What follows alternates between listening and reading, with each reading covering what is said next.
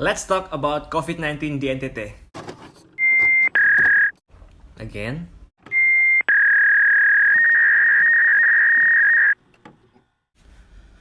Kurang lebih 24 April yang lalu, pasien 01 di NTT dinyatakan sembuh setelah sebelumnya menjalani perawatan di ruang isolasi RSUD Prof. W.Z. Yohanes Kupang.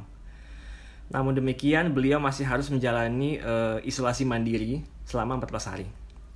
Gugus Tugas Percepatan Penanganan COVID-19 NTT dengan bangganya menyebutkan bahwa NTT sudah tidak lagi masuk dalam zona merah, tetapi sudah kembali menjadi zona hijau.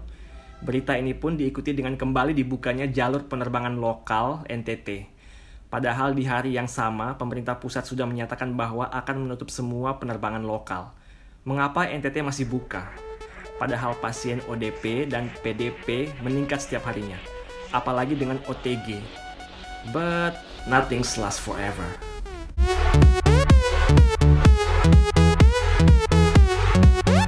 Diketahui 7 orang positif berada di Kupang yang merupakan klaster Sukabumi, sedangkan 2-nya lagi positif berada di Kabupaten Manggarai Barat yang merupakan klaster Goa.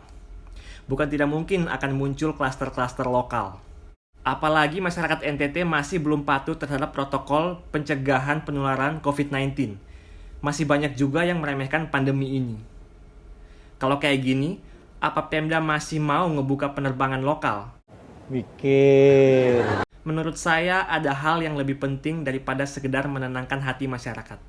Indonesia is a time bomb. We just don't know, kan? Seperti yang terjadi dimanapun, bahwa meremehkan pandemi ini akan berakibat semakin tingginya angka penularan. Presiden Trump meremehkan pandemi ini dengan menyatakan bahwa penyakit ini dapat sembuh dengan suntikan disinfektan.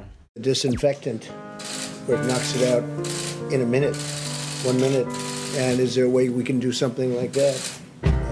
By injection inside or almost a cleaning.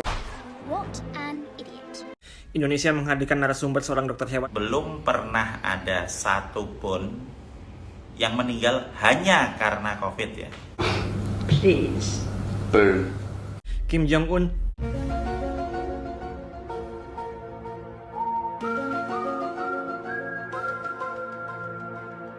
Dan bukan hal itu yang kita mau.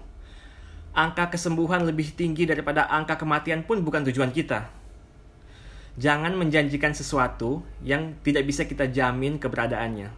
Dalam hal ini, menyatakan NTT sebagai zona hijau.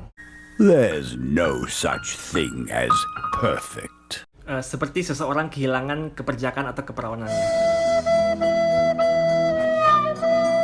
Sebaiknya meningkatkan kewaspadaan masyarakat dengan terus mengkampanyekan physical distancing atau di rumah aja, pakai masker dan cuci tangan, pakai APD yang rasional bagi tenaga kesehatan, dan yang tidak kalah penting adalah menghimbau masyarakat untuk tidak berbohong atau jujur tentang riwayat penyakitnya dan menjauhi atau mengabaikan stigma yang terjadi di masyarakat.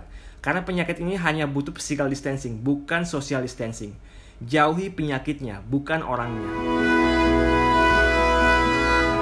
Ini yang harusnya digalakan oleh pemerintah, selain penjaringan yang ketat.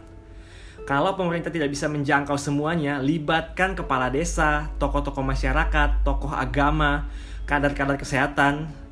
Mereka-mereka ini bisa menjadi pilar edukasi karena lebih dekat, lebih dipercaya, dan bisa diteladani. Penanganan COVID-19 memerlukan kerjasama lintas sektor, bukan hanya kesehatan saja. Bekali mereka dengan segala sesuatu yang mereka butuhkan, seperti media atau materi edukasi, sampai dengan kendaraan keliling untuk ke desa-desa yang dilengkapi dengan toa.